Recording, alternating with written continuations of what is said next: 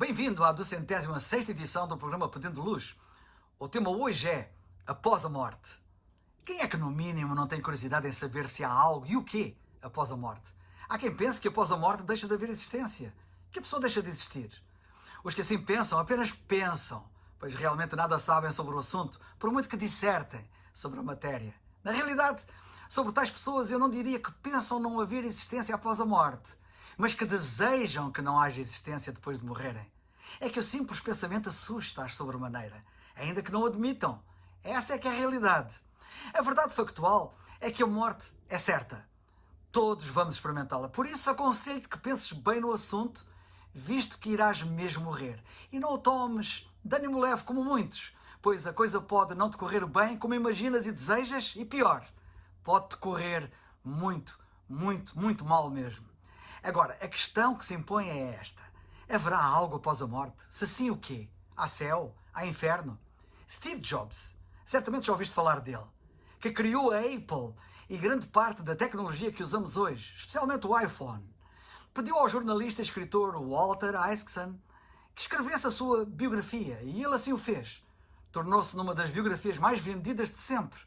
Walter Isaacson, que foi antigo executivo do canal televisivo CNN, editor da famosa revista Time, foi também autor das biografias best-seller de Benjamin Franklin, de Albert Einstein e também do famoso diplomata e secretário de Estado americano Henry Kissinger.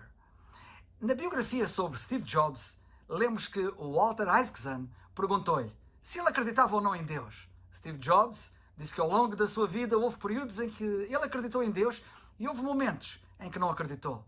Mas agora, ao enfrentar a perspectiva da própria morte, ele viu-se a acreditar cada vez mais em Deus. Então, Isaacson perguntou a Steve Jobs, porquê?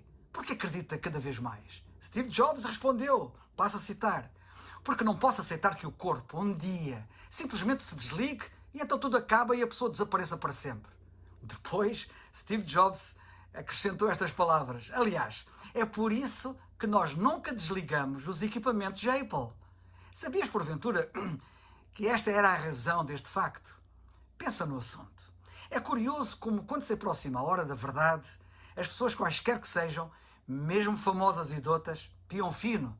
Nós somos pessoas realmente eternas. Muito mais realisticamente do que os equipamentos da Apple, nós de facto nunca desligamos, nem mesmo na morte. Quer sejamos crentes, quer não, temos uma alma que continua a viver após a morte. Sim, o corpo vai para a sepultura, eu sei. O corpo deixa de funcionar, é verdade. Mas nós temos para além do corpo uma alma, e a alma continua viva. Isto é algo em que temos que pensar com muita seriedade. Independentemente do que as pessoas creiam, a realidade não muda nem vai mudar. De qualquer modo, por curiosidade, sabias que em Portugal 48% das pessoas creem na vida após a morte? Nos Estados Unidos são 84%. E, curiosamente, 82% dos americanos acreditam no céu e 70% acreditam no inferno. Por que é que menos pessoas acreditam no inferno do que no céu? É curioso. Porém, a Bíblia fala de ambos os lugares. Uma coisa é certa. Todos nós morreremos. A Bíblia diz, em Eclesiastes 3, há um tempo para todo o propósito debaixo do céu. Um tempo para nascer e um tempo para morrer. E nós sabemos que isto é verdade. Mas a Bíblia também diz que há vida após a morte. Em Hebreus, no capítulo 9, nós lemos assim, está ordenado ao homem morrer uma vez, vindo depois disso o juízo. Os estatísticos dizem-nos que 3 pessoas morrem por segundo, 180 por minuto, 11.000 por hora. Isso significa que todos os dias 250.000 pessoas entram na vida após a morte. Tens a noção de que tu e eu podemos fazer parte desta estatística a qualquer instante? Conta-se a história de que Filipe da Macedónia, pai do famoso Alexandre o Grande, tinha alguém que o seguia onde quer que ele fosse. E o trabalho dessa pessoa era dizer a Filipe todos os dias, Filipe, o senhor vai morrer. Que trabalho! Mas era simplesmente algo que mantinha Filipe consciente da realidade, lembrando-lhe que a eternidade o aguardava. Muitos precisavam de ter alguém assim, para que não se esquecessem e se preparassem para o inevitável. Quis Deus que hoje eu fosse esse alguém para ti. Agora sou eu que te digo a ti, o senhor vai morrer. Mas vais mesmo. Ninguém escapa. E podes morrer ainda hoje. O Senhor Jesus Cristo falou na vida após a morte. Notemos o que ele disse e está registado em João 5. Em verdade vos digo que vem a hora, e agora é, em que os mortos ouvirão a voz do Filho de Deus, e os que ouvirem viverão. O Pai deu-lhe o poder de exercer o juízo. Não vos maravilheis disto, porque vem a hora em que todos os que estão nos sepulcros ouvirão a sua voz, e os que fizeram o bem sairão para a ressurreição da vida, e os que fizeram o mal para a ressurreição da condenação. Vamos parar aqui um pouco e vamos refletir. 3 grandes verdades emergem destes versículos. Primeira verdade, há um julgamento final. Segunda verdade, existem 2 destinos além do túmulo. Terceira verdade, o nosso destino depende de darmos ouvidos ou não a Cristo para que creiamos nele como o único Salvador. Vamos começar com o ponto número 1. Há um julgamento final. Em Atos 17, nós lemos assim: Deus anuncia agora a todos os homens e em todo lugar que se arrependam, porquanto tem determinado um dia em que com justiça há de julgar o mundo por meio do varão que destinou, Cristo. E disso deu a certeza a todos, ressuscitando dos mortos. O facto de haver um julgamento futuro lembra-nos de que Deus é justo, porque a vida está cheia de injustiças, não é verdade? Quando nós lemos, vemos ou ouvimos as notícias, tomamos consciência das coisas horríveis que vão acontecendo todos os dias e isso parte o nosso coração, reclamando justiça, que não acontece aqui neste mundo, como sabemos. As pessoas parecem escapar impunes dos piores crimes imagináveis e nós pensamos, como é que isso pode acontecer? Bem, sabe que elas não irão escapar impunes para sempre. Elas podem escapar do longo braço da lei aqui, mas não escaparão do longo braço de Deus então. E Deus está no controle e mantém registros muito precisos de todos. A Bíblia diz em Colossenses 3, quem fizer agravo, receberá o agravo que fizer, pois não há exceção de pessoas. Sabe que todos os pecados cometidos acabarão por ser pagos. São pagos por Jesus Cristo, através da sua morte na cruz em benefício de quem deposita a sua fé nele, ou serão pagos pelo próprio ofensor no julgamento final, por este não ter querido no Senhor Jesus Cristo como seu Salvador.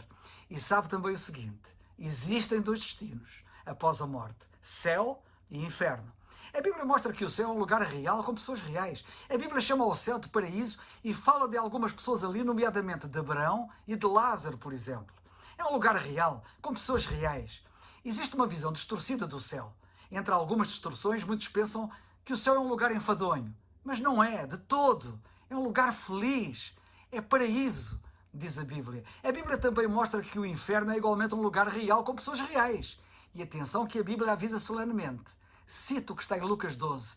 Mas eu vos mostrarei a quem deveis temer. Temei àquele que depois de matar tem poder para lançar no inferno. Sim, vos digo, a esse temei. Os ímpios, lemos nos Salmos, serão lançados no inferno e todas as nações que se esquecem de Deus. Cuidado, pois. E em Provérbios lemos, o inferno e a perdição nunca se fartam e os olhos do homem nunca se satisfazem. E em Provérbios ainda lemos no capítulo 15, para o sábio o caminho da vida é para cima, para que ele se desvie do inferno que está em baixo. Sabe que assim como existe uma visão distorcida do céu, também existe uma visão distorcida do inferno. Ouve-se muito isto, por exemplo. No inferno vai ser uma grande festa. Estaremos lá e faremos uma festa com todos os nossos amigos. Não, o inferno não será uma grande festa. A menos que ache que ser uma festa, que é ser uma festa estar numa fornalha a arder. O inferno é um lugar real. E a Bíblia fala disso usando diferentes imagens vívidas de um tormento que existe ali permanentemente. O inferno é algo horrível só de pensar nele. E vale a pena notar que o Senhor Jesus Cristo falou do inferno mais do que todos os outros pregadores da Bíblia juntos. Poderás dizer, uau, bem, porque é que ele o fez? Pensava que ele era amoroso. Bem, sabe que é exatamente porque ele é amoroso que o fez. Não te esqueças que ele viu o inferno. Ele sabe como é que o inferno é. E a última coisa que ele deseja é que qualquer homem ou mulher, criada à sua imagem, acabe por passar toda a eternidade nesse lugar chamado inferno. As pessoas normalmente pensam que o céu é para gente boa e que o inferno é para gente má. Mas isso está errado. O céu é para pessoas perdoadas. Na verdade, o inferno não foi criado para pessoas más. Sabe que o inferno foi criado para o diabo e os seus anjos ou demónios. Foi o que o Senhor Jesus Cristo disse. E Deus não quer que nenhum humano passe a eternidade separado dele nesse lugar chamado inferno. Tão certo quanto o céu é um lugar real para pessoas reais, o inferno também é um lugar real para pessoas reais. Agora, eu sei que a pergunta que vem imediatamente à nossa mente é esta. Como é que um Deus de amor pode enviar pessoas para o inferno? Não é isso uma inconsistência da parte de Deus? Não, de forma alguma. Uma vez mais, como eu disse anteriormente, Ele não criou o inferno para as pessoas, Ele criou para Satanás. Presta atenção.